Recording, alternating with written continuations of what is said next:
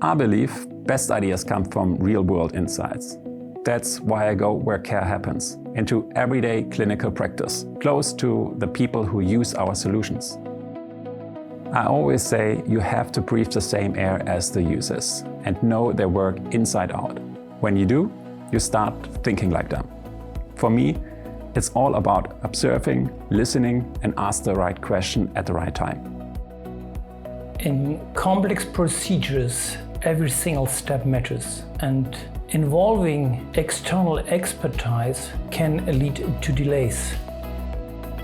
Remote collaboration, meanwhile, is more complicated than it should be. In this case, we explored a solution that connects care teams with experts directly from the lab. This is where collaboration begins. The team comes together to connect the dots and synthesize what we've learned. We map the entire journey to understand how people move and behave, where friction occurs and how it impacts outcome.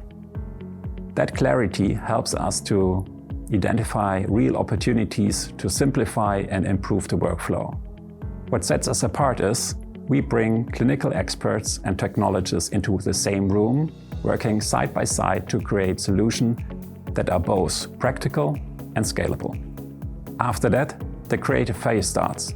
We turn ideas into digital prototypes designed to tackle real challenges in clinical practice.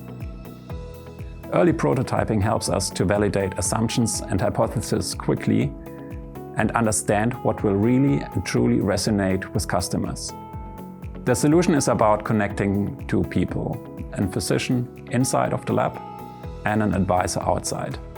They can share images and annotations on a remote device and talk about the procedure to actually answer a clinical question.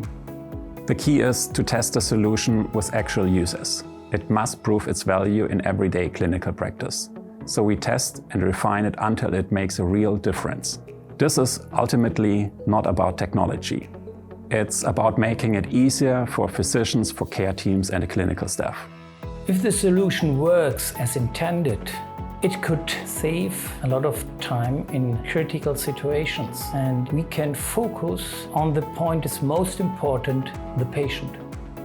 That's human-centered design, understanding user needs and turning insights into practical solutions that create clinical value and drive meaningful innovation.